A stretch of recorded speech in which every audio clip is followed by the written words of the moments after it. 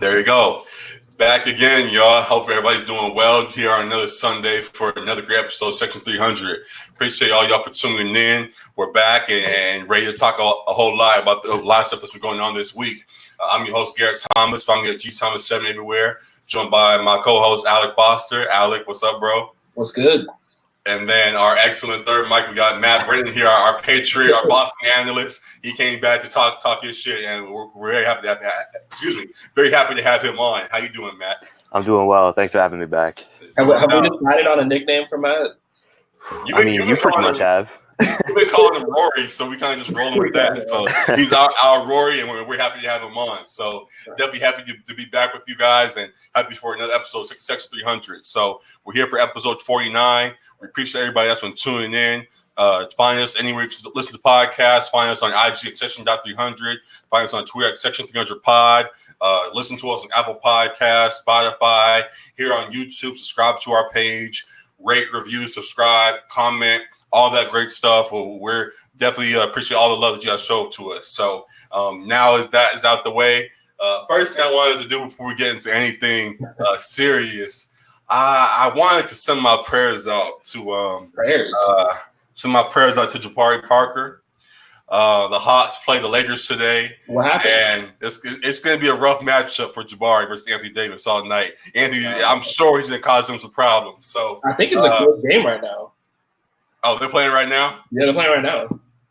Well, I don't know. On paper, might be one of the most lopsided matchups I've ever heard. On paper, it just sounds rough. So just wanted to send out a quick prayer, and hopefully Andy don't kill him too bad. So good luck to him. At halftime.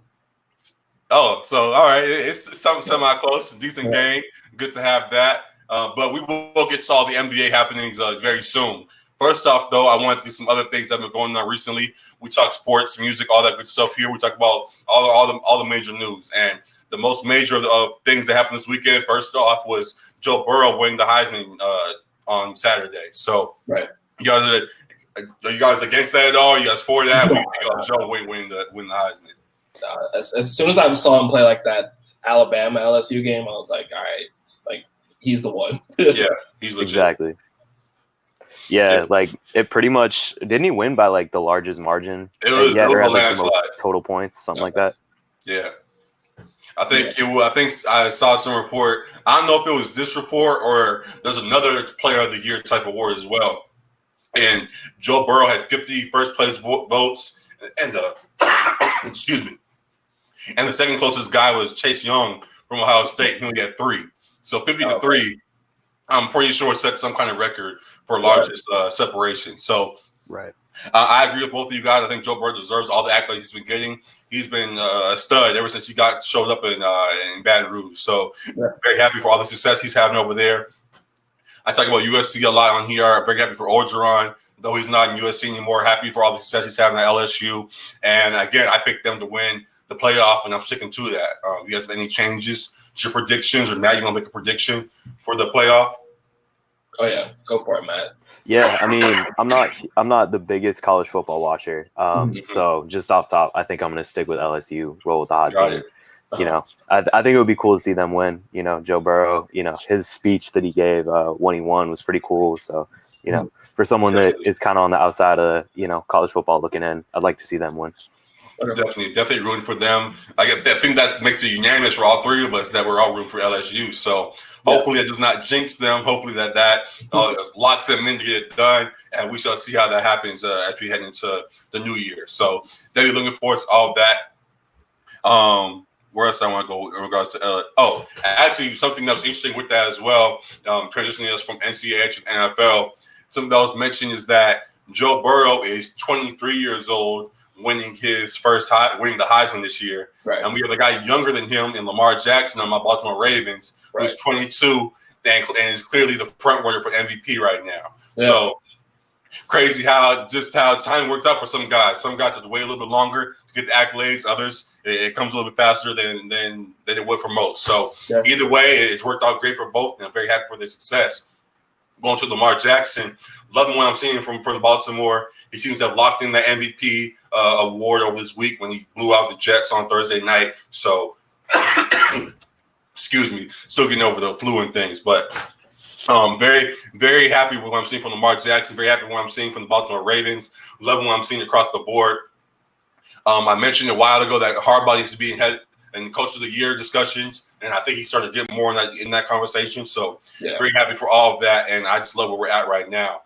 Terrell Suggs just got cut from the Cardinals. I look to see a reunion for him and have some send off where he eats a ring on his way out. So I'm pretty sure he actually said. I'm pretty sure Suggs said that he wouldn't play for a team that claims him if it's not the Ravens. Right, he wants to go back home. And that seems like a done deal to me, which is scary as hell as a Patriots fan. So, how did he end up leaving the Ravens? Did they cut him? We just didn't re-sign him. His contract right now, and instead of re-signing him, we just let him go. So he went to Arizona, which he also resides as well. I think he's a home out there. So that was his second home, and now he's coming back to his first home in Baltimore. And hopefully we get him a ring like we do with Ray Lewis on his way out, because this seems like his last year. So this will be a great time for him to rejoin us and go on this victory lap. So hope it all works out. Either way, even if Terrell Suggs is not here, I still have big hopes for the Ravens, and I'm just trying to stay calm and let things happen before I make any big claims. So very excited for what I'm seeing from Baltimore. Excuse me. So sorry. But anyways, going across the league, a lot more stuff still happening. We're coming to the end of the season. A lot of teams still fighting for playoff spots and all of that. And in the midst of all of that, Matt, your team decided that they were going to film not the Chiefs, not the Ravens. That's the worst detail of it, man. Why the goddamn Bengals? Not the 49ers, not the Packers, not even the Cowboys or anything like that. They decided to film the Bengals. The 1-11 Bengals coaching staff. Hey, man, we got 4 picks on Andy Dalton. Who thinks that would have happened normally? I don't. Man. It's excuse me. SpyGate 2.0 is what they're calling it. Videos been found of the videographers for New England in close detail exam, just like looking at all the Bengals sidelines as they make substitutions and play calls and things. And video of it came out just today. We're here on Sunday. Video came out today of it, and it's clear like the video was sitting there for like 2-3 minutes. I think it was 8 minutes on the sideline. 8 minutes total, but there was a large clip from what I saw. He kind of moved around at times, like to the field and around. Like, there's a legit. We not just on the side. There's a legit 2-3 minute segment where the camera does not move at all, and it's just on the coaches, just on the sideline, just calling stuff. Yeah. It's like he's like, oh my bad, I'm sorry, like I didn't mean to do. It's like how you mess that up. Footage. I kind of wish we had the original audio, because I'm sure he was just like indiscriminately whistling the whole time. Like I'm not doing anything wrong. No, it's ridiculous, man. It's ridiculous. So my favorite part of that was he sounded so nervous in the video too. Like the Patriots guys. He sounded guilty. No, man. Like we can delete it. We can delete it right now. I don't have a backup computer to anything. Like we could just delete this right now and it's over with, man. There's no backup. There's nothing. Like it was so bad. He's like to me that was the biggest admission of guilt to me, honestly. Because I mean, I didn't play football. I don't know from that angle. It was kind of zoomed out. I didn't really connect the dots on like what advantage that would give us, but like clearly it was illegal, and then how nervous that guy was the whole time. I was like, all right, well, this has to be bad. I think signal calling would be like the main thing that you can get from that. From the little that I know, and when we started going to the NFL, obviously guys were headsets and things, that's communication, so everything is not hand signaled. However, we saw in the clip, they could get some of that for if there was some signal calling that the Bengals were doing. And also, as I mentioned, watching just how they switch out packages for certain plays and things. Seeing what guys sub in when it's a passing down. Seeing what guys sub out when they're in this formation. Yeah, that's true, yeah. There's a whole lot of strategy that goes into these things that the average fan does not notice. But for those that watch football in detail, you know that they switch around a lot. There's all kinds of packages, formations, different guys for all kinds of different things. So if the Patriots had some kind of insight as to, okay, on third down, if it's longer than 3rd and 7, clearly passing situation, something like that, they're gonna bring in this guy, so we adjust and we call this play. Things like that will give some kind of insight to give them more of an advantage to help to push them over the top. Right. I didn't really get back Belichick's comments either. Like he was like, the video team works completely independently of the football operations. I was like, this is the biggest load of horse shit, man. Football operations tells the video people who to like what to video, right? Like, come on. You wouldn't run this. You wouldn't run an organization of the Patriots caliber if you had no control. Like, we wouldn't be this good if Bill or someone in a position of power had no control over the video team. Like, come on. Yeah. So top to bottom, it looks real shady. From what? Damn. Sorry, but from what I remember from the first SpyGate, people were pointing out that this kind of went down damn near the same exact way. Oh, really? Like, Patriots got caught cheating, videotaping somebody or the Jets, whoever that was. A not good team. I think the Jets had like 4 wins at the time. They got called out. They got reported to the NFL, and they're like, "Oh yeah, sorry, yeah, my bad. I'll delete it," and they just left it. I think they just got like fined, didn't they? Right, I believe so. Something along those lines. I think we got a draft. Oh, they lost a pick as well. I bet that'll happen this time. Something along those. It may happen again. Now that it's a repeat offense, it may happen again. Who knows? But yeah, I want to say it was our first round pick that it went down. Okay. Yeah, I want to say it was a first round pick the first time, so I could even then see them doing like first and the second, first and the third, something like that. Right. I mean, it's a repeat offense. Like there. At least in my mind as a Patriots fan, the one thing I will somewhat defend is the whole Deflategate thing on the basis of like Aaron Rodgers basically, like I'm pretty sure a couple other quarterbacks did too, like right after they said they tell their equipment people to like fill the balls a certain way. Like I think Aaron Rodgers liked it overinflated instead of under. But even then, like, at the same time we got caught cheating, you can't dispute that, right? Like, there's just, and especially these, the second iteration of SpyGate, like you just can't. Like, that's why I'm just kind of laughing about it. Like, I mean, cool. We got, 6 rings. I don't know. I'm more of like a Pats fan in terms of, I just like appreciate everything that already happened. And I'm just like, all right, whatever. If Brady retires next year, thanks for, I don't know, those first 20 years of football. Like, when you're looking back off of a, franchise run like this, it's kind of insane to be still so in it and like not appreciate everything you've seen, in my opinion. Right. As you mentioned that though, that's why it's interesting to me because if damn, I'm so caught up right now. My bad. But with people like Brady rumored to be retiring, and you need draft picks to come in and step in, or even if Brady stays, you need picks, you need help, any kind of help you can get to put around Brady, receivers, linemen, whatever the case may be. You need those guys. Exactly. And something like this can cost you that. I don't know why put it on the line.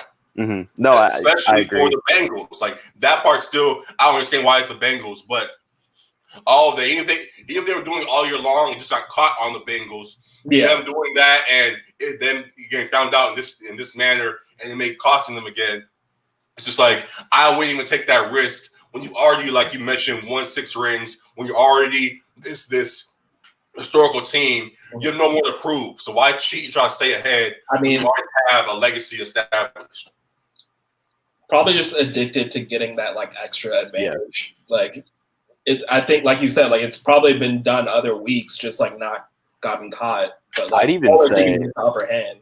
Yeah, I would even say like this is probably just the Patriot way. Like I think by us doing it against teams like the Bengals and then back then the Jets, like if we are doing this against, like Garrett mentioned, the 1 win or whatever, Cincinnati Bengals, we're doing this against every team. Like that's not if we're the Bengals coaching staff. Like if you think about everything about how the Bengals have ran their organization, it might be like the last, or I guess the Washington team I would choose over them maybe for worst organization. Like, they're in that bottom part though. So we're doing it against them. We're doing it against everybody. And then Garrett, to your point about the draft pick stuff too, I even saw, I don't necessarily agree with this, but I saw Skip Bayless was calling N'Keal Harry the key to our season. And that was our first round pick last year. So, that's, no matter, even if it's just the same punishment that SpyGate Part 1 was, you could write a novel series about all this shit. But but either way, like, that's no N'Keal Harry next year, no extra offensive linemen because they've been kind of banged up this year. I could see us wanting to target that in the draft. So, I mean, I know Brady wants some more like skill players on offense too. Doesn't have a lot to work with currently. So. Yeah. No, it's great that we cut Josh Gordon, though. He's totally not playing for the Seahawks currently or anything. Yeah, not really. Gosh, yeah. I don't know. Also, we mentioned Josh Gordon being cut. Another person that was cut, Antonio Brown. We mention him every week now, it seems like. And the story continues with him. More tweets, more rants. I don't remember the exact words, but he just went on more rants this week, more and more. Back to 1 week, it's him apologizing. This week, it's him ranting, saying F the NFL and all this stuff. It's always back and forth. It's funny because during his whole Raiders thing, he was very quick to post YouTube videos and all types of stuff showing what's really going on. I would love to see what's really going on in his head right now. I can't remember the last time he posted a YouTube video, but I would love to see some more. He's pretty active on Instagram, though. Like, he posts on there. But it's not spots and shit. It's not necessarily behind the scenes, though. It seems like a production. He posted one. He was suited up. His kids were there. He was doing films and all that kind of stuff. He has videos that are still being posted, so I'm not saying he's not active anymore. Mm-hmm. But it's more of a production now rather than the behind the scenes, him on the phone with Gruden that one time, him celebrating being cut, all that kind of stuff. Mm-hmm. There's no more of that. It's all very, very produced. So I would love to get more insight into what's really going on in his head because everyone's calling him crazy. Everyone's saying he has this issue, has that issue. Everybody's saying he needs help. Everybody's saying 1 week he gets it now. He's apologizing. The next week it's like, yo, what are you doing? I would love to get some kind of insight into what is causing this back and forth. So, I mean, look no further for insight on his Twitter. Because on Twitter, he told us no more white women in 2020. So. Yeah, he wrote out his decree. Alec, do you agree? Listen, I'm not ever going to Antonio Brown, so. Hey man, you got 2 weeks left of the year. You gotta make a decision. I guess. You're either with AB or you're not. Right? We can pick a side, man. We shall see. But so that's where it's at. In case you were wondering, Garrett. All right. Focus on the important things. Yeah, clearly. So, yeah, all that is going on right now in regards to the Patriots and all that with the league with Lamar Jackson. Any other noted things in the NFL you guys want to talk about? You guys have any playoff predictions or anything you want to say now, or you want to wait until the regular season ends? Yeah, because I think the playoffs are still kind of up in the air in the NFC because it's kind of top heavy in the NFC. Right. So, gotta wait for I personally wish we could just like relegate the entire NFC East, and I don't know, just like bring up some. Anybody else? Cowboys torched the Rams today, so yeah, that's true. I mean, the Cowboys are gonna make it with what, like a 7-9 record or something like that. I think they'll be 500 now after today. Oh, okay. But that doesn't happen since like the Marshawn Seahawks. I want to say like a losing team. I feel like they did that back in the day. Yeah, and then the Browns in your division. And the problem with that is that. Oh, right. Yeah. But going back to your Cowboys point, them getting in even with a low record, they are interesting because while they were bad this whole kind of season, up and down, they can sneak up on people in the playoffs because they do have talent. There's no denying they don't have talent. It's just they haven't been put together well throughout the season.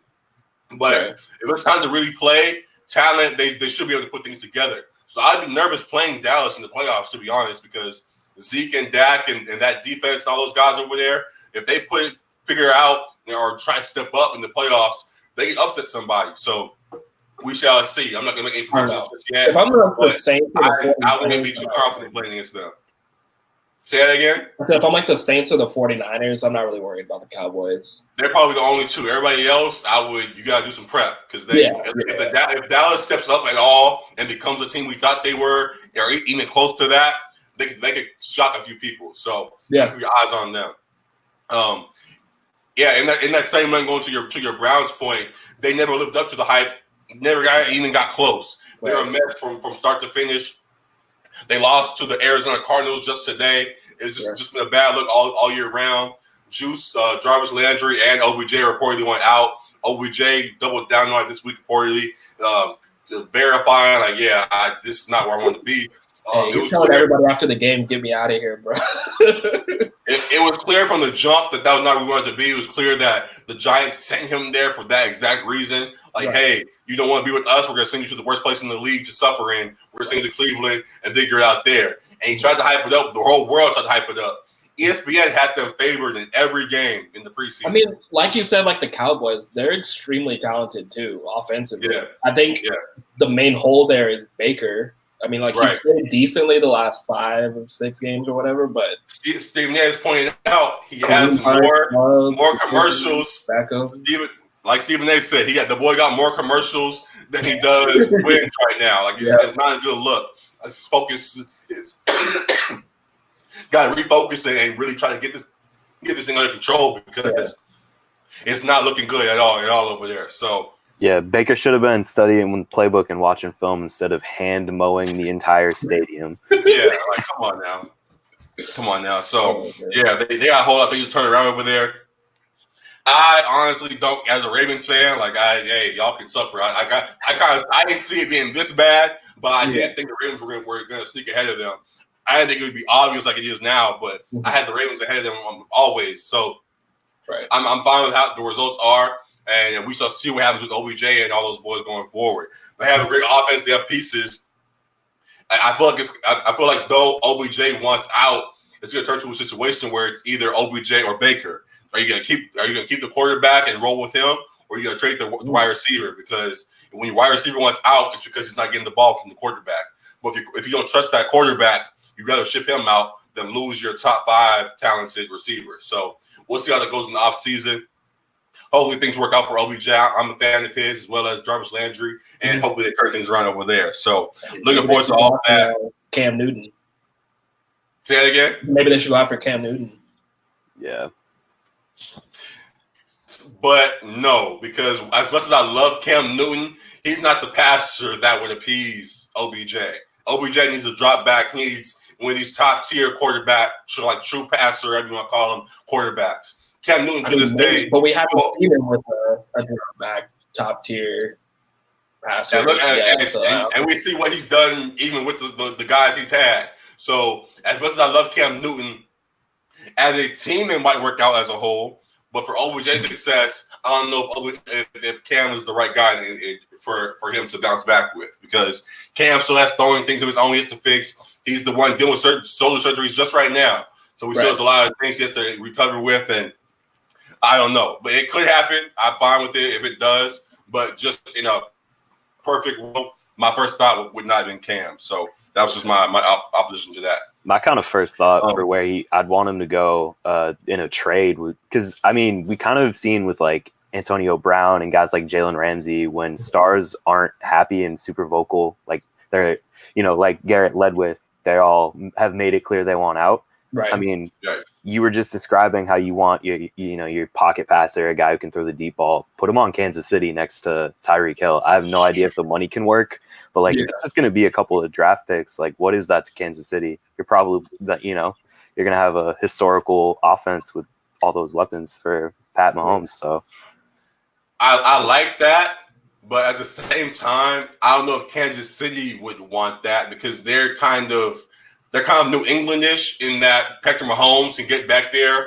with anybody, and if they have speed on the outside, he'll bind them all year long. It's been Tyreek Hill, then Sammy Watkins, then McCole Hardman, and then anybody else. If you run a 4-3, just go out there and run, and Brady will find you. So I don't know if that's necessarily the best offense, if that will work in regards to Kansas City, but I do think that in regards to the type of quarterback, obviously Patrick Mahomes will be a great pairing for him. So yeah, we definitely shall see it. It's going to be fun going to the off season. Looking forward to all the changes that may happen. So looking forward to all of that. Looking forward to all things football. A lot of good stuff ahead with all the college football, bowl games and playoffs and NFL playoffs and all that. So good time for football fans ahead, and looking forward to it all. Now we turn to Alec, get the basketball shirt on. We turn to the NBA and things. Our Lakers are continuing their run and looking real good. You mentioned they're playing today, and do you have any note on the streak that we continue to be on right now? I mean, it was a good win against Miami on Friday. That's a tough, really well coached team that's playing really well together to start off the first quarter of the season, or whatever. So I think they're a 3 seed maybe in the East right now. But they've been playing well. So that was a good test on the road because they've been undefeated at home as well, and up until that game. And I think a lot of, especially Laker haters, were looking for them to lose that game so they could get their takes off. Exactly. Always waiting for that. They still got them off regardless. Like they always there's do. that one. There's that one that we're like, oh, the Lakers struggling against a bad team yet again, and then 1 hour later he's like, yeah, Miami is not even a good team. Yeah, it's like, oh my god. There's a whole mess. I mean, they're looking solid. Like we were talking about amongst ourselves. Like, I don't know if we should really make changes at like before the trade deadline, just because of how well they're working together, chemistry wise. It's looking great. I think like Kuzma hasn't even found his rhythm yet, and like he's who we wanted to be our third scorer too. So if he can get it going too and give us like 16, 18 a game, that's even more firepower. And he's coming off the bench, so I don't know. Like they could make a move. I trust Rob Pelinka, but at this point, I don't know. They're looking good. Here's the thing, though. I like Kuz, and if we keep him, I have zero problem. Just throwing this out there as a kind of hypothetical. With him still having upside right now, still being a young guy, we've shown now that we're all in on LeBron. The future Laker thing that we're hoping for, to build the young core thing, that's out the window. We're trying to win now. So not wanting to wait anymore on Kuzma. He's been hurt all season long, and when he was in, he hasn't really been himself at times. Right. But even with that, he still has the hype. He still has the name. Well, he can still garner good prospects or whatever the case may be back. So if that's the case, if somebody calls, if somehow a trade we mentioned before, if somehow Golden State calls and says we'll give you D'Angelo Russell and for Kuzma and somebody, or if somebody else calls, I don't know if like I can't think of anybody else right now who's on a trade block possibly. But if somebody calls and wants Kuz, are you listening to the phone call right now, or are you going to keep him? Would you trade Kuz for Iguodala? I mean, he's just at the tail end of his career, though. I don't know. Right. But I'm saying, just in general, would if though you say our roster's pretty much locked, if someone called for Kuz right now, are you picking up the phone? I mean, I would entertain the offer, sure. Okay. Yeah. Mm-hmm. One guy I just thought of, because I know Sabonis on Indiana has been having a killer year, and they've always debated trading one of him or Miles Turner. Mm-hmm. What about Kuz for Miles Turner? Because that's a guy that can block shots, still stretch the floor. My only problem with that is it's not a problem. The only thing I dispute that is because Boogie is still sitting on our sideline and rumored to be coming back sometime this year. So if he comes back and now we have AD, JaVale, Kuz, or Boogie and Dwight, all those, adding Miles Turner in there, it's too much, too many bigs now all of a sudden. Like he'd be the best one, but it's not a position of need necessarily. It's not a need. So no, I'd rather flip that for a more secure point guard. Get Rondo or somebody out of here. Flip Kuz and Rondo for somebody, or get somebody like last year we roomed to get somebody like Terrence Ross. We get a Terrence Ross type guy in, something like that. But outside of that, I'll entertain the calls. But if it's not for somebody legit, I probably turn it down. So just keep an eye on, and we shall see. Even you mentioned Rondo too. Like guys like that are playing really well for us this year too. Like Rondo's shooting like 40-something% from 3 this year. Right. Yeah, exactly. What? Exactly. Did your internet cut out? What? Yeah, honestly. KCP, who us and all Lakers fans everywhere were bullying the shit out of him earlier this season. Like he's been playing really solid for us on both ends, especially when Avery Bradley was out, and Bradley's back now. So, I mean, I don't know. I'd find it hard to give up guys at this point, just with how they're gelling so well. Yeah. I understand we're 23-3 right now, top of the league, top of our conference, all of that. So there's no need to do that. I was throwing something out there to see what you guys' take would be. So trade, we're past the December 15th deadline now. Guys that were signed over the offseason are now available and can be moved and things. So Who knows what will happen? Maybe Chris Paul or these other guys that have been rumored, DeMar DeRozan, all these guys that have been floating around, Kevin Love, all these things that have been rumored at the start of the season. Maybe we'll start seeing some movement with those guys. So a lot of good stuff going on in the league. And with that turned into another conversation that me and Matt were having off camera yesterday, just talking about just the coverage of the NBA right now. We talked about it a little bit last week ourselves, Alec, but I wanted to add Matt into this because we had a conversation as well. And just talking about how there was a video that went out yesterday of somebody just scrolling ESPN, the app, right? And they were going through the app, and it took them like a whole minute. They're going through the NBA section before they even saw a note of Giannis and the 17-game win streak that the Bucks are on right now. And for fans that listen to the show right now, you might not even know that yourselves because there hasn't really been any coverage of it on ESPN or anywhere. It's all been LeBron. It's been LeBron's son at Sierra Canyon. It's been anything LeBron, anything Lakers, anything headlines, the Knicks as well. Stuff like that is getting all the coverage. Meanwhile, all the other things have kind of gone under the rug, including a team at the top of the league with a superstar talent like Giannis. That's kind of been going uncovered. So just wanted to address why just the lack of coverage for smaller markets, the lack of coverage for non-LeBron things in NBA, and why you think it is right now. I mean, you just said it right there. Like those two things. Like one, they're gonna cover LeBron like as much as possible on every show they have on ESPN. Like he's gonna be the number A block of that show, and then the smaller market teams just don't get as much coverage. Like I think that's how it's been forever, almost. Like I mean, because Giannis is probably the front runner for MVP right now, I'd say.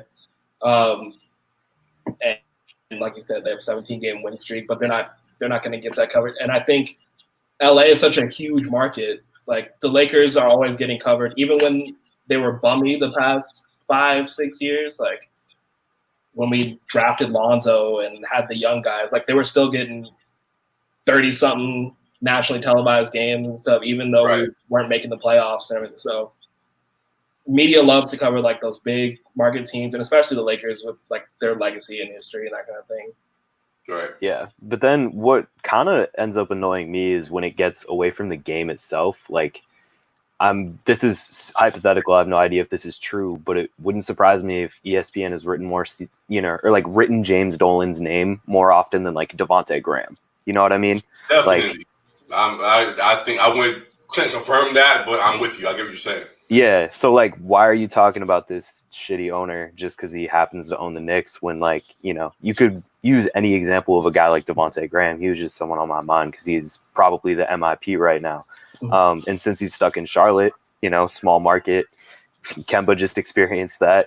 He's probably been on ESPN like 4 times. Some people probably didn't amount know he used to. Kemba was. Yeah. Oh, wait, the UConn guy. Right.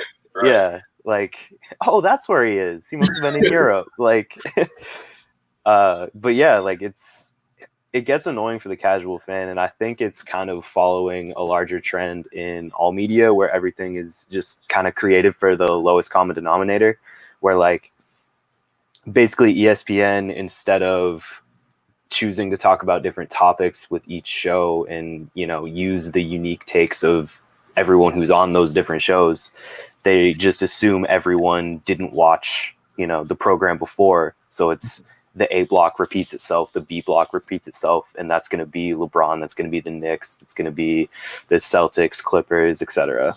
Right. Yeah, it's a very annoying thing to watch, honestly. We say here, Alec, that we're real fans, talk real life and all that. We're supposed to be the place where fans go to learn about all the happenings going on across the sports world, and we want to deep dive that. But at first, before there was us, I was on ESPN hoping that was where it would be. ESPN, and now it's turned into the cycle that Matt has mentioned, and it's frustrating a little bit. And for many people, honestly, there's a conversation on Twitter between whose name is Dragonfly Jones, who I've seen have a few tweets trend over the last few months. He's one of the more popular Twitter guys, as well as one of the Lakers film room, I believe, is their dad as well. He's talking about how they see that the NBA is just in regards to ratings, that the Lakers sell and LeBron sells and all of that. And obviously it makes sense why they do what they do. But my thing is just that ESPN should not be for the common denominator, as Matt brought up. The ESPN should be, I want to know more than the average fan. The average fan can turn on the evening news and get the sports segment and watch that and get what they need from what's going on locally. The average fan can go on to Google and type in basketball and get whatever they want real quick. But if I want to have analysts breaking down, showing plays.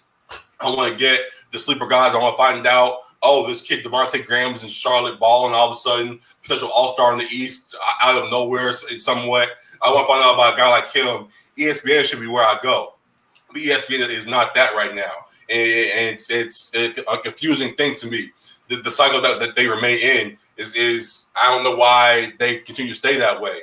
Matt, I think it's because they care so much about the ratings, like you said, and they care more so about interesting, dramatized storylines and behind the scenes type stuff, like rumblings in locker rooms and stuff like that. They don't really care as much. You talked about analyzing the actual game. I think Tim Legler is probably their best NBA analyst on ESPN. Right. He sticks straight to the game and breaks it down really well. But they don't really have anyone else who does that. A lot of it is just about the drama. That's why the off season is what people what drives their clicks up so much too. Yeah, and I feel like that's probably also part of why TNT is the most popular, inside the NBA is the most popular basketball show because, you'll get Kenny and Shaq trying to sprint towards the board so they can give you some analysis. Right. Right. And ESPN, we're kind of talking about, hasn't been doing that as much. But I guess the one other thing I wanted to add too is I can remember the last major win streak that I can recall was the T-Mac and Yao Rockets back in the day. I think they won. It was 23 or 26, something like that. It was crazy. And I remember, I was a huge T-Mac fan growing up. So I would tune into SportsCenter every night or every morning, it must have been, and see if they won again, the nights after they had a game. And I could rely on them showing that every time. And those were two of their premier players, one of them with a lot of international fans in Yao. And they basically have that same exact mold with Giannis and are refusing to basically tell people about it, Yeah, how must that feel to be somebody in Milwaukee trying to turn on ESPN and hear about your boys, and you see them and they get a little 5-minute segment, and that's all you see for the day. It has to be annoying for them. And then going back to Alec, your point earlier, just about ESPN going for the ratings and all of that. My thing is they have become so established. Kind of going through our conversation we had a long while ago with Drake and him carrying out numbers. It's when you're as big as you already are, you're going to get the numbers no matter what you do. So just focus on the music and the numbers will be there regardless. And the same way with ESPN, your numbers are going to be there. You're the central hub for sports. That's where most people turn for sports. You've allowed people like Fox and others to kind of step in because you so focused so mainly on these main headlines. But if knowing that you are the center point still for a lot of people, if you deep dived a lot more into these sports and opened up your range to a lot more people, you would regain a lot of people that have gone to podcasts. You regain followers that have gone to Fox or other places. I think if they expanded their news beyond just the top headlines, it would do wonders for them. So it would get kind of tricky for podcasters like us and others, but I think if they refocused and open themselves up to more of the things, the numbers would still be there, but they also get more coverage of things that matter. Because the Charlotte Bobcat or Charlotte Hornets, whatever they're called, them playing good now, good is going unnoticed. You got the team name now. I'm blanking. They don't cover it. I forgot who they're called. ESPN don't talk about it, so I don't know. But Charlotte playing good, despite them being viewed as one of the worst teams in the league prior to the season. The Portland Trailblazers not being as good as projected. That gets a little bit coverage now because Melo was there, but wasn't really talked about before. All I talk about now is Harden and all the streaks he's on, but kind of ignore what's going on across the league. So I think ESPN just open up its horizons again, realize the numbers are going to be there no matter what. Let's just focus on the fans now and getting out the product, all the stuff that really matters, so that the proper news is being spread rather than just going through the same cycle 24/7. Because it's hard to, as someone who has a few days that has days off at times, and sometimes we'll just sit and watch ESPN at time in the background for a day as he does other things. We hear the same story all day. Eventually, you click it off, and you're like, you know what? I'm tired of this. So they got to find new ways. I don't think they have brought in a cycle of new shows now. They have High Noon and all these other shows now that have popped up. While that is great, and I love the spotlight it's giving to new voices. New voices talking about more of the same stuff isn't really appealing to me. They need to continue to deep dive more and add more topics to what they're doing, because they can lose people if they don't. So that was something just keep an eye on. That was something that I enjoyed having this discussion with you guys about. So that was something major I wanted to cover. And with that, I kind of wanted to follow that by doing what ESPN is not and talking about some NBA things that have kind of gone kind of unnoticed. So I listed them on our notes page, the things that we shared. And we had Liquid Doncic and his injury that we had just yesterday. I believe he had the ankle injury. That's probably being covered, but I just wanted to mention it. I know I think one of us has Doncic on our fantasy team or something like that. So just some kind of mention of that.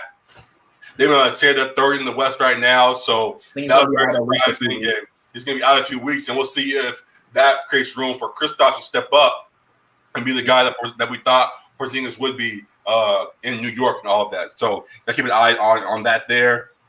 I mentioned before, Harden on a 50-point streak. He's been dropping 50 on the past 3-4 games he's been on right now. People are saying it's unheard of, but even when Kobe did that. I think Harden did that himself last year. But wanted to mention that. He's on another streak. Appreciate the fantasy points. I'm Alec. I'm beating you right now. Hey, sorry. Harden carrying that shit. Appreciate it. Appreciate the points.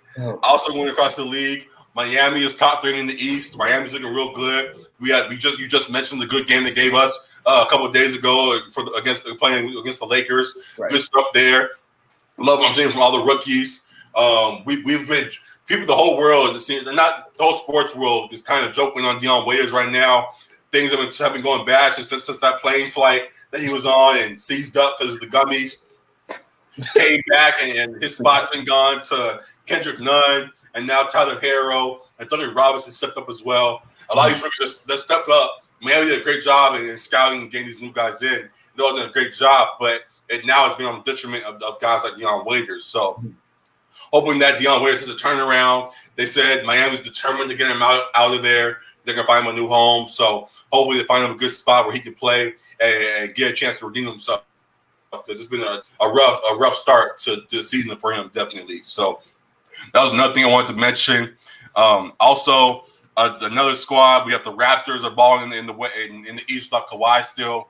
Nick Nurse is in that coach of the year discussion with what he's doing over there in Toronto. Yeah, great squad there, and Siakam is stepping up yet again. I don't know if he's in the most improved again based on what he's doing, but he definitely is playing great over there, as well as Van Vliet and OG Anunoby, Chris Boucher from the G League, I believe. A lot of guys have stepped up over there and have kept them in contention this year, even without the superstar Kawhi being there. So great things going on there.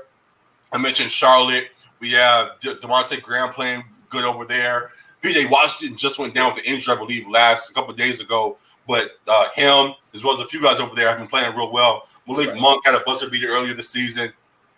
There's a good squad there. I'm very happy that MJ finally got a good squad in Charlotte. Hopefully they can continue to build on this and get themselves in the playoffs and beyond, because it's been a long while since we've seen MJ put a good team on that Charlotte court. So yeah, last year they were right on the bubble with Kemba. Right. There in that 9 seed, but they're riding Kemba's way for allowing Kemba just to be the face of it, even without really getting any support. But now they have a good team over there, and I'm very happy about that.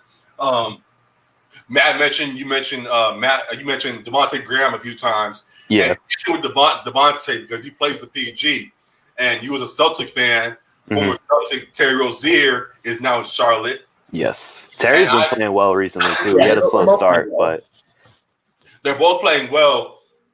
But when you go to a new place, hoping to leave Boston and be a face of a team, and you go to a new place, and now no one's talking about you in Charlotte. It's all Devontae Graham. Devontae's the all-star. Devontae this. I just wonder how Terry's doing over there. So yeah, That should have been his role, basically. Exactly. That's literally supposed to be what Terry wanted. And even though he's playing well, as you noted, it's funny that he's kind of getting his spotlight took again. Yeah. So because it seems like that's eyes on that too. Right. So keep your eyes on that. Also, as we turn to the Western Conference now, hey, eighth. He's talking about the Sacramento Kings. Sacramento Kings in the 7th seed right now, 11-14 times the Suns. I love bragging about an 11-14 record. After all the turmoil they've been through, I'm fine with doing that. You call me if you want to, but I'm happy that the Kings are trying to turn things around. So you were saying, oh, they're the 11th seed for a while, and we're going to end up there. Still saying it, but I'm one of the few then that has faith in the Kings and have hope in Luke and Luke Walton, that head coach, as well as De'Aaron Fox and Marvin Bagley and the whole squad over there. So yeah, and I mean, to Kings' credit, they got Marvin Bagley back, who hurt himself in the first game. So that'll help me for fantasy. I forgot I had him on the IR spot the whole time. But what's up with your boy Kyrie, Matt? What? What's up with your boy Kyrie? Wait, who? He's been out for a minute now. Oh yeah, that was been one to mention as well. I was going to mention that we talked about just the struggle for players and mental health and all of that. I wanted to add Kyrie into that discussion as well, because though people are clowning him and things because he's been all over the place social media wise, he's been posting all kinds of rant. He posted a rant a few weeks ago. Right. Everybody up in arms and all that kind of stuff. He's been out with injury. There's also reports of kind of dismay amongst the Brooklyn and all things going on over there. So I think there's a lot more than just injury going on in Brooklyn. Kyrie has some things he's still trying to figure out. And I wanted to mention that in the conversation we had last week, just because you don't know what's really going on with Kyrie. Kyrie has mentioned sometimes that he struggles with things, and he struggles with, I don't think he's ever directly mentioned mental health, but just trying to get a grasp of his situation. Right. He just has mentioned how things affect him. And who knows what's going on. Yeah, excuse me. But who knows what's going on in Brooklyn that could be causing things we're seeing from him. So, I just hope things work out for Kyrie. I'm a big fan of him and the Brooklyn squad over there. Spencer Dinwiddie's still doing a great job without him, but without Kyrie on the floor. Karis LeVert, all those guys are stepping up still, and they're getting the job done. But we'll love to see Kyrie alongside them and see them do good things. So, hoping for the best for Kyrie and Brooklyn, and want to add them to the discussion as well. So, definitely got to keep your eyes on that. Go ahead. My bad. I said, get Trae Young some help. Get that man some help. That's a fact. That's a major fact. We gotta give him some help. He's doing everything for that squad, trying to do whatever he can to get them some wins, and they're not helping them. We had the game just a couple of days ago against the Heat where he thought he got the job done. Wow. He was like, "Yo, game over." And the Heat came back and beat them in overtime. It was just kind of an embarrassing moment. So get that man some help. I think John Collins is back in a couple games, but John Collins will help. But you need somebody on the perimeter, Cam Reddish, DeAndre Hunter, and one of these young guys. They're so young that you think it's going to be another Lakers situation where they trade for a vet, or are they going to ride with the young guys? I mean, I think they'll at least ride out the year as far as Hunter and Cam Reddish, because those guys are both rookies. I don't know. Like, I feel like teams are a little hesitant to trade rookies like that. If Trae is hella fed up, though, do you have to just kind of do it? I mean, if you can get a solid vet. Because Trae's the guy. Yeah, I think so. Okay, now next step. If the solid vet is DeMar DeRozan, do you do it? No. Okay, that's where that man refuses to shoot threes, and that's like that team's identity. So that's where I'm at, because as much as I would love to get Trae some help, the guys rumored like DeMar DeRozan and things are the ones on the table. And I don't think DeMar works in Atlanta. I think it just ends up being another situation like the Spurs. So I think, like Alec, you mentioned, just ride with the young guys and figure it out. Hopefully, a free agent sees what Trae is doing and choose to join them. Because for right now, I don't know who else they'll go after. Like they can steal from somebody. Everybody else seems to be kind of locked up in where they're at. So it's going to be rough for Trae right now. So we shall see. Yeah, and I mean that roster construction, like moving forward, I still kind of like it. You kind of have Herder and DeAndre Hunter kind of balance each other well of your off guard spots, like your shooter, your defender. Trey, obviously, John Collins moving forward. Let's not forget how great he's been doing. Yeah. Before his suspension, and then obviously last year without his injuries. I feel like they're probably a center and maybe a couple more wings away, and those could really be your vets. We could before John Collins got suspended. So I thought they have a lot of young talent. I thought they could. And we've seen, it's kind of crazy. I'm talking about Aaron Baines in this light. I never would have thought about it last year, but we've seen what he did for a team like the Suns. Plug in a guy like him and Ricky Rubio, and that team's competitive now. I feel like they could almost be a version of that next year if those are the kind of moves that Atlanta wants to make. Definitely keep your eyes on that. Definitely could be something that happens. You mentioned vets that may not be the superstar vets, but could be on the move. And one of the teams that Alec is very fond of is the Pelicans. Right. They are completely struggling. They're a whole mess right now. Yeah. Things have not worked out. Still Zion, still out right now. Right. And we'll address them more directly in a second. But first off, going back to Atlanta, if somebody like JJ Redick or Drew Holiday's on the table, would you go at them rather than DeMar? Would you take a JJ Redick or a Drew Holiday in that situation? You said for Atlanta? For Atlanta, yeah. I don't think JJ Redick's like a get you over the hump kind of guy for Atlanta. I think he's a really good complementary piece. I mentioned JJ Redick because Matt brought up how Aaron Baines stepped up in Phoenix, so JJ could be in that same type of situation. I think it'd be like the same thing as him on New Orleans, honestly. Okay, gotcha. A similar type situation, talent-wise and roster construction-wise. I think. Yeah. I do think Drew is interesting though, because he's he's a guy that can play off ball. He can play with Trey. He's got he's a way better defender than Trey. Not to just assume that Trey is a bad defender or anything. Right. To have he would help. Have like a first team all defense guy next to someone like Trey Young is ideal. So I could easily see Atlanta trying to pull the trigger for that. I don't know what it would take. Probably, one of Hunter and Herder, and then maybe even Collins and some picks. I don't know. I wouldn't do that if I was Atlanta, but, hopefully they can find a way to make that work out because I do like that fit. Yeah, that definitely is something. And another place, this is something just off top of the head, but somewhere I'd like to see Drew because I don't think he's going to be in New Orleans forever. Right. I would actually like to see him in New York on the Knicks. I think he's the guy who may not be the name that is a superstar that would win the Knicks back, the Knicks back for you, New York. Brooklyn has a hold on that with Kyrie and KD, but for somebody that's going to come in and in this what's the thing called? This medium period as they're turning things around. Is in this middle period, interim period. Excuse me. I'm like, hey man, don't even do that right now. Thank you for the help. But anyways, in this interim period, they're trying to turn things around. Having a good type star, they can come in and just play defense, get the job done. New York is shown with guys like Bobby Portis and Marcus Morris that they have this. They have this New York energy, at least this defensive edge and type of stuff like that. Yeah. I think Drew Holiday fits that as well. He's the kind of a defensive guy and all of that. I think he would work there. Dan Smith has not been working. They've been trying to turn him around. Kenya has never really. He's shown flashes, but he's never really clicked. Yeah. Throw Drew in at the point there, and I think that could be some kind of saving grace for this season. That appears to be another mess for the Knicks. So that's somewhere I like to see him. I don't know how that trade would work, who they would trade out, but just off the top of the head, I like to see.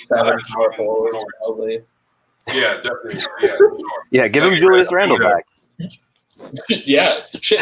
Well, if Pelicans had Julius Randle right now, they'd be a lot better too. It's almost like he's a good player. I don't know why he keeps moving. Their best bigs has been like Jackson. Do you need Drew and Zion though? They're the same player. I think Zoe works. Well, would you say Julius? Julius and Zion? Oh, do you need? Yeah, sorry. Do you need Julius and Zion? I mean, Zion's been out right now, so like it would have helped to have him. But with playing together, that'll be I don't know. No, that's why I'm against that. I'd rather have. I feel like he kind of has a 3-point shot so maybe he'd be the one to space it a little more if he improves it. I still don't know though. Yeah, that'd be I'm against the Julius trade back to New Orleans, but Yeah. Marcus Morris or Portis, one of those guys, definitely I can see that working a little bit better. So again, like I've been saying, we shall see with all of that. But yeah, I want to just go through all the NBA stuff, all the stuff that may not be getting a whole lot of coverage, talk about that a little bit more, and just some things that ESPN kind of glosses over and spend some time with that. So I'm glad we got to do that. I'm glad I'm going to continue to do that, keep shining a light on all those things and keep that going. So yeah. That was all I had with the NBA. And now this is kind of where you guys have a little bit more dialogue. Baseball, we got some big moves in baseball. And we had Garrett Cole with the Yankees, Anthony Rendon with the Angels, I believe, and a few other things. If there's anything else you guys want to deep dive with that real quick? That was a surprise for me to see Rendon to the Angels. I think that was a punch to the gut to a lot of the Dodgers fans who were looking. Did you hear what he said about it too? Oh no, I didn't. He wanted to go to LA and then he chose the Angels over the Dodgers because he didn't like the Hollywood lifestyle. It's like that's what some people were speculating too. They mean, wanted to be like more low key, like more under the radar. So that's how the Nationals kind of were. I mean, I've only driven through Anaheim, but that's still kind of a city, right? Like it's not that much. It is, but they don't have the glitz and the glam like the Dodgers. I guess. It's a completely different atmosphere if you go to an Angels game and you go to a Dodgers game. That's fair. I don't know. It just felt like a cop-out answer to me. I was like, you're just trying to, put bulletin board material, try to make a crosstown rivalry. Like the Kawhi to the Clippers kind of thing. Like he didn't want the big lights of the Lakers. Right. He wanted to do his own thing, like kind of. Yeah. But the difference is like the Dodgers still are looking for that one guy or someone to get them over the hump. So like he could have been like that piece. That would have been perfect. Yeah, but he decided to go a different route. And then the Dodgers were rumored to maybe go for was Bumgarner, and then the Diamondbacks signed him today too. So the Dodgers need to do something. They signed the reliever Blake Treinen from Oakland last year. He was elite 2 years ago, but not great last year. So no. So hopefully he can provide us some help in the back end of the rotation. Because Kenley is probably in the twilight of his career. I can't believe his prime didn't come with anything. And Joe Kelly is a little unpredictable too at the end of games. So. Oh yeah, that was a 2-year deal. You got one more year of him. Yeah. So we have all three of them now. Have fun with that. Yeah. But hopefully they can sign. Like I think Ryu is a free agent, so hopefully we re-sign him for our rotation. Yeah, I think after losing Bumgarner, that's kind of a must. Yeah, exactly. And then obviously you have Walker Buehler, you have Kirsch, and then you have other guys to fill out the rotation like Maeda, Stripling, that kind of thing. Yeah.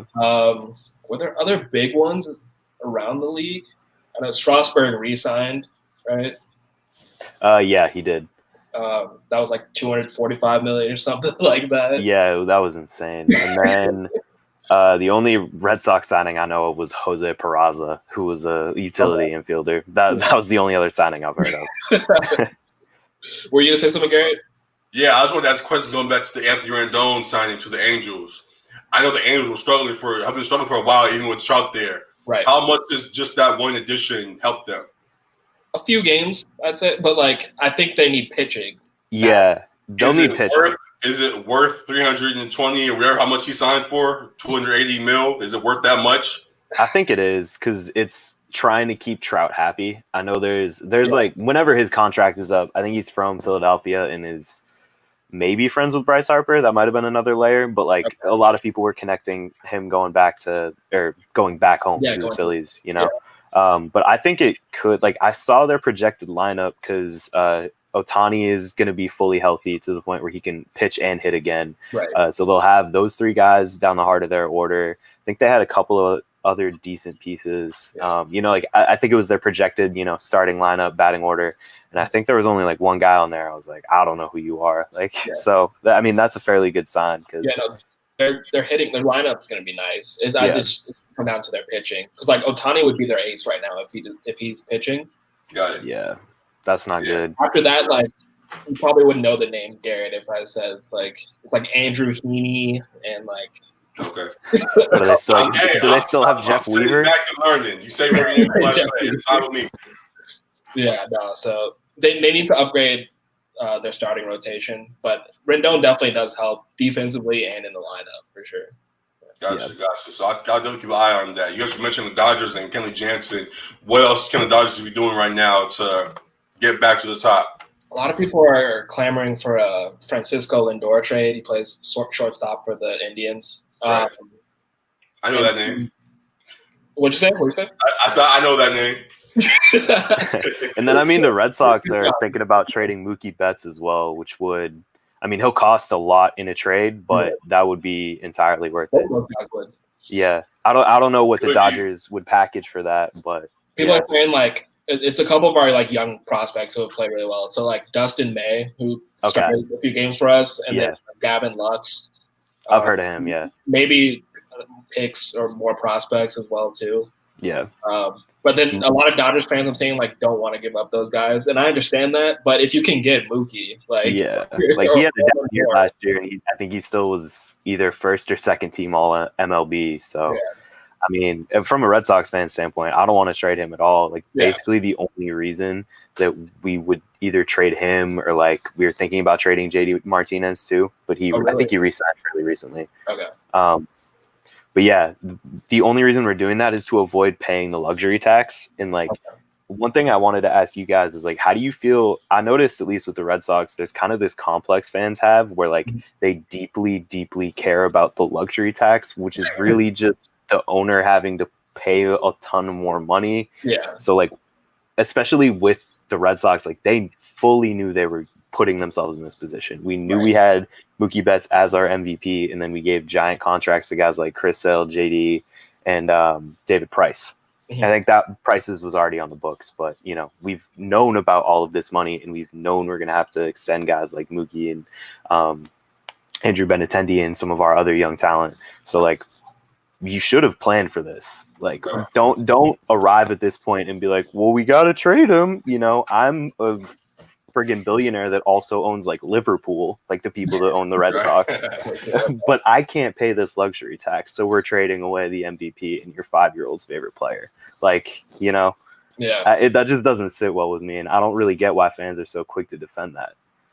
Yeah, especially for a major team like the Red Sox or the Dodgers, who especially in baseball, they have this giant payroll because they have all this money. Or the Yankees too. Yeah, I've seen small market teams kind of discouraged too, just with the Yankees just being able to sign whoever they want, kind of because of how much money they have too, kind of the unfair advantage of those massive market teams, the Yankees, the Dodgers, the Red Sox. But as you see with Rendon going to the Angels, it's ultimately going to be up to the player where they want to go to as well. So I think it's kind of hard to change the formatting of how you would do that as far as allotting maybe more money to other teams or setting a hard cap that you can't go over. I don't know how well that would go over with owners and GMs. Yeah, a hard cap in the MLB would be a crazy change. It would be cool because then you get more parity. Yeah. You can't just have the Yankees throw almost $300 million at Garrett Cole and just now probably have the best rotation in the MLB. Yeah. And that'd be the same thing. The Red Sox we don't have the option to push that luxury tax. I was just talking about how I want to. So you guys we talked about earlier about the NBA and ratings and things and how it's kind of just all based on all the top teams and all that.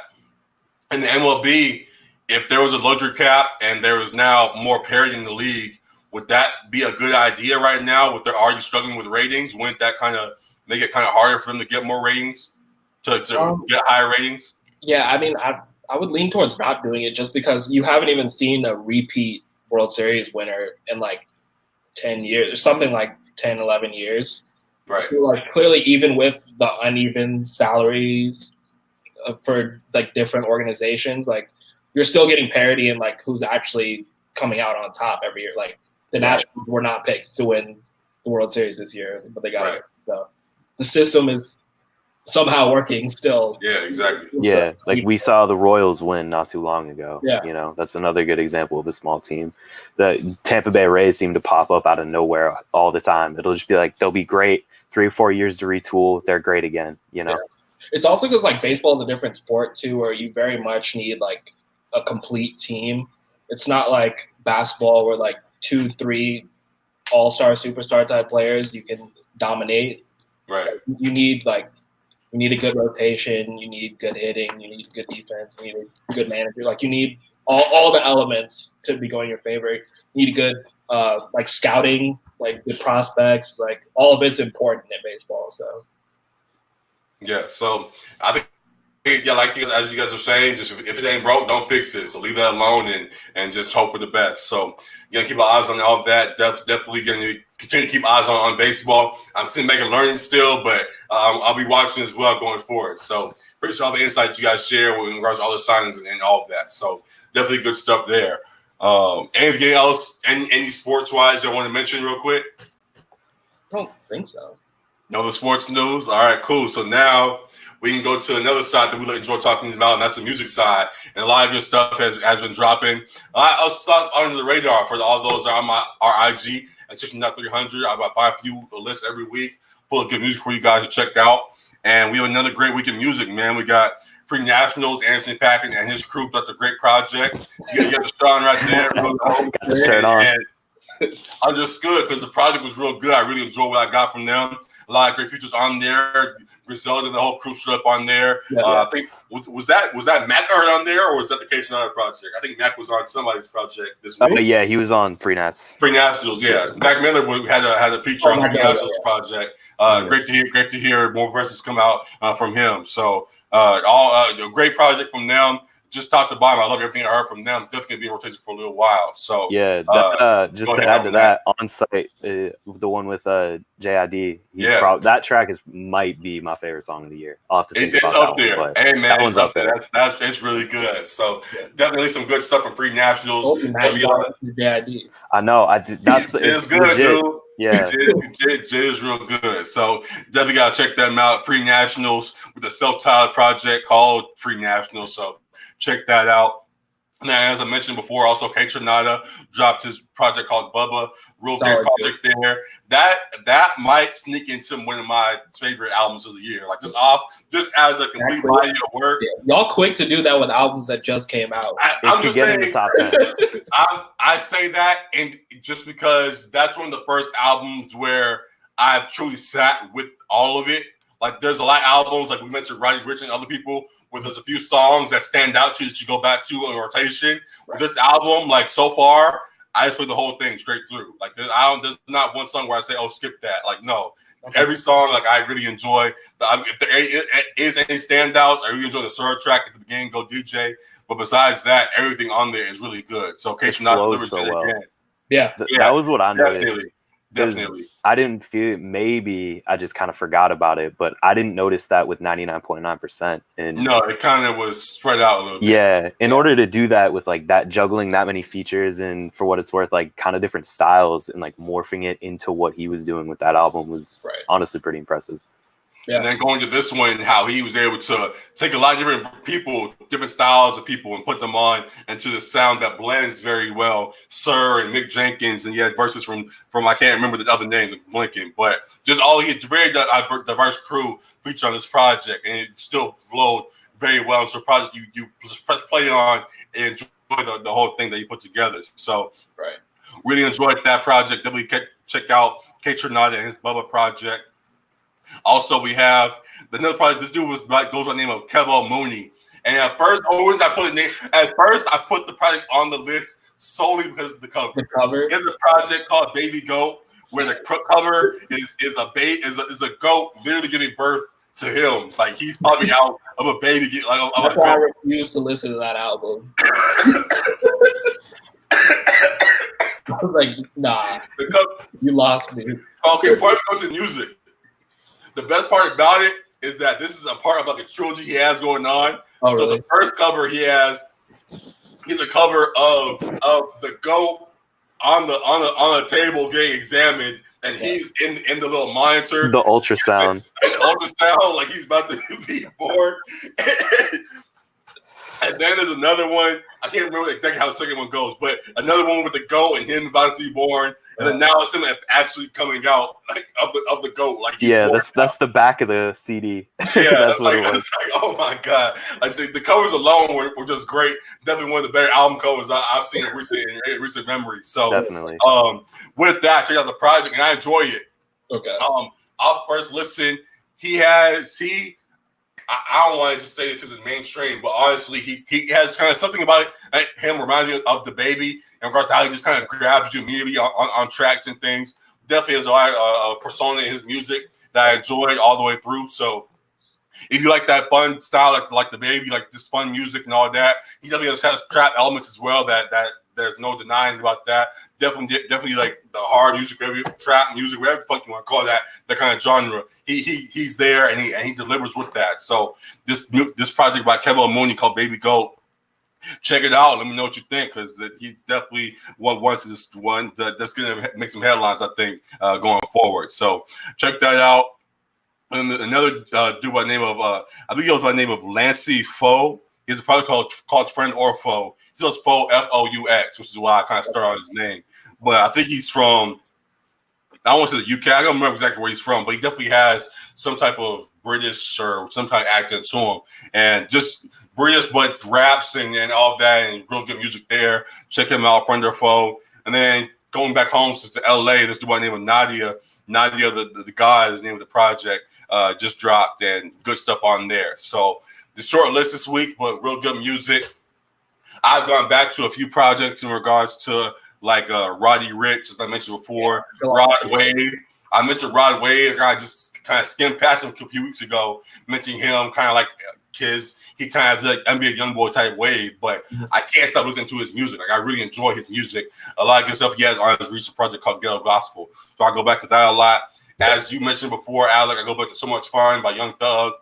Yeah. And then all things Lucky right now, Lucky out of Chicago. Free Wave 3, Days Before 3, both those projects they dropped this year I really enjoyed. So good music in regards to right now. And then in regards to the classic, 2014 Forest Hills Drive. Let me try to find it over here. I got the vinyl for it. Y'all can see over here, right here. Platinum no features. That dropped 2014, so 5 years ago this week. So definitely a great project, definitely a great moment in time. Remember, he tried to surprise drop that one, and he came in and definitely delivered. So real great stuff from Cole. Definitely check out that project amongst all the others I mentioned as well. So great stuff in music. In regards to news and music, Rolling Loud has been going on recently.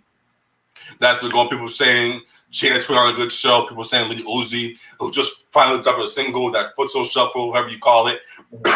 Really enjoyed that single, but that's going on. And then we also had Diddy, who had his 50th birthday party, and we finally got a reconnection between Jay and Hove. Sorry, Jay and Ye, excuse me. Right. But yeah, that was good. That was interesting to see. There were some pictures where Jay and Kanye were smiling, dapping it up. There's another picture where Jay looked kind of disgusted, being in the same picture as them. Right. I don't know what's really going on, but good to see they're finally reconnected, and we'll see what comes from it. So, yeah, that's all I got music-wise. They were saying Jay should have asked, like, who all's going to be there at the party. Right. Definitely should put a call in, but who all going to be there? If he did put the call in and knew Ye was going to be there and still took the photos, good to see that they're together again. And we'll see what comes from it. We said we're going to get MAGA bars from both of them on Washington too. And now we shall see. We shall see. So that's all I got from music. Check it all out. Drop comments on our IG at Section.300 and let us know what you think of all the music that's been dropping. Rumors of a surprise drop for Christmas are always here. There's always somebody that's supposed to be gifting us with the Christmas drop. We shall see. But I'm fine with what we got so far. Yeah, I think it's just gearing up for a big 2020. I'm very excited for that. So I don't really need anything new right now, as much as I would love all the big names to drop. So just got to wait it out and looking forward to a big year next year. So that's the last thing I wanted to add. The music thing, definitely wanted to address that real quick. And with that, I'm good to go. So is there anything else you guys want to talk about right now? No, I think I'm good. Yeah, I'm good too. That was a good show. Definitely a good show. Appreciate you, Matt, for joining us. Alec, always great joining us as always. So another great episode in the books, man. Episode 49. Thank you guys for tuning in. Again, as I mentioned at the start of the show, Section.300 for real fans talk real life. We talk sports and music, and we add great dialogue to all the topics that are going on throughout the week in regards to those topics. I fucked that up, but y'all know what the show is about. Y'all know what the fuck the show is about. We talk about shit on here. So check us out. Appreciate all the love. Shout out to Usman, who knocked out old boy last night in that UFC fight. We didn't talk about that. Beautiful. And yeah, that's all I got. So any shout outs for you guys? Any shout outs for you guys? Any shout outs? I'm gonna shout out Bruce Brown. I played some pickup with him one summer, and that's the one person I know in the NBA. He got 16 and 10 last night with a couple steals. Okay. So good game, Bruce. Go. Yes. Okay. I've been dunked on by him. That's a good answer. That's something. I don't think I have any shout out. I would shout out U of A, but we took the L to Gonzaga, so it's not a bad loss. Losses are okay. It's okay to lose sometimes. They're number 6. It's a decent loss. It's a decent loss by about 5. You win some, you lose some. 16, so it's all good. It's all good. Yeah. So you man is so special. So he started to play a little worse ever since I worked at the Chipotle he would go at. I don't know, man. It might have been me.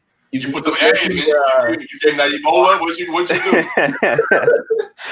Whoever they replaced me with must not be washing their hands or something. Oh man, can't have that. But yeah, definitely happy that U of A is starting to bounce back basketball wise. So you can keep our eyes on everything that we mentioned before, and again, appreciate all y'all for tuning in. So that's episode 49. Again, it's your host G Thomas here alongside Alec and Matt, and appreciate y'all for tuning in. And we out of here. Peace. Yeah. Deuces.